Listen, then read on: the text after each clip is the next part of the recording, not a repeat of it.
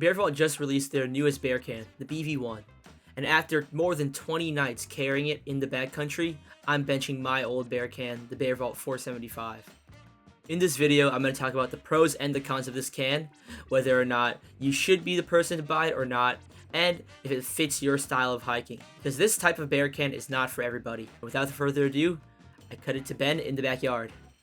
Before we get to Ben in the backyard, why should you listen to a guy like me? I don't go on through hikes, I'm not anybody special within the hiking community, but I have used both of these bear cans for extended periods of time, and this has allowed me to make judgments as well as give you guys tips and tricks on the cans to see if they're right for you. And you may think, what about the other bear cans that can collapse or change size? And I previously tried to use the REI Traverse can. I hated that thing. It was actually evil. It did not open very nicely. So when I heard that BearVault One released their new BearVault One canister over here, it looked really cool. So I give it a try. The first comparison I'm going to do between these two cans is the packing comparison, and it'll show how each can packs into a backpack and the pros and cons of that. When you're packing the BearVaults inside of a backpack with a frame, it's important to understand the shape of the backpack in order to find out where the best spot for your bear can is going to be. In this case, I have the arc haul, and the arc haul does not like things that poke out from the back. The best place to put the BearVault 475 in a bag with the arc haul is just on top. When you put it in vertically, I like to have a jacket like this, and what I'll do is I'll push the BearVault back and stuff the jacket inside. It'll still feel firm. That just means I put the jacket enough. Let's see. Boom.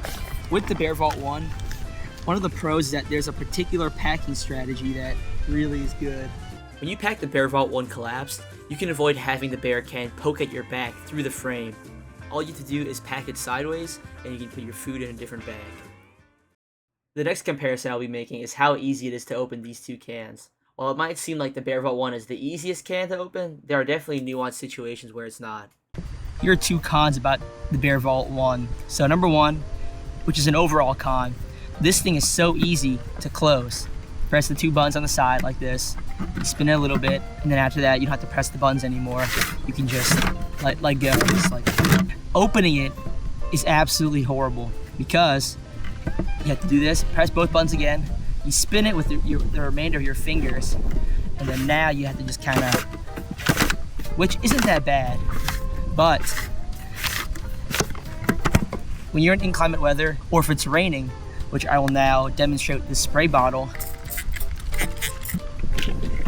it becomes very, very hard to close. You kind of just have to use your, brain. The biggest problem is when it's closed. You just have it out and it's in its shrunken form and you want to open it and put stuff back into it and it's raining again. This thing is held open. Like, you have to be really, really gentle. If you put any pressure on it, it's just closed. I'm gonna cut off Ben right here. It is not a big inconvenience, but the problem is that when you're doing this outside, you're gonna innately be putting more pressure on because it's really slippery, which is why it becomes a hassle to open. And if it were actually raining here, your hands would also be wet, making this also hard. Now, we don't really find that problem with the BearVault. The BearVault's only problem with opening, I see my friends sometimes have a hard trouble opening their BearVaults. I want to quickly talk about using it as a stool. The 475 is a solid stool, no complaints about it, it's very good. You're using the BearVault One as a stool, you have to fully extend it. Do a little stool swap. I will say that this stool feels a little bit more like you could fall off of it, but I feel like that's just because of the way it's designed. This is really not fun to sit on it like this. I would not recommend it doing this at all. The most important part of a BearVault, arguably, is to put food in it.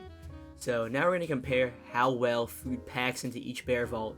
Starting with the 475, it's really simple. You kind of just chuck everything inside. Whatever you have, it'll definitely fit because there's nothing inside of the vault to really block it. The BearVault One is a pain in the ass to pack.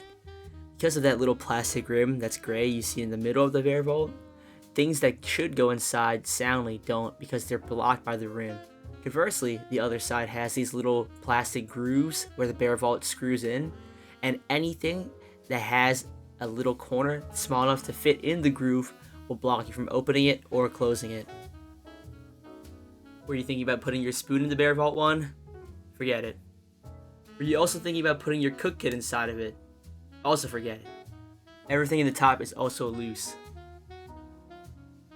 God simply did not make the BearVault One to be able to carry your cook kit and spoon because it's too busy being filled with food.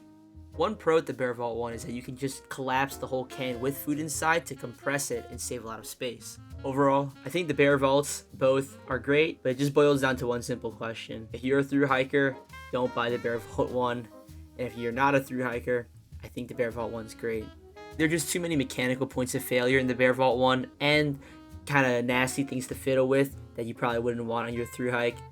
Also, for the PCT goers, it's not allowed at a lot of the places you're going to pass, like Yosemite, so why even bother? Anyway, if you liked the video, let me know in the comments, and thank you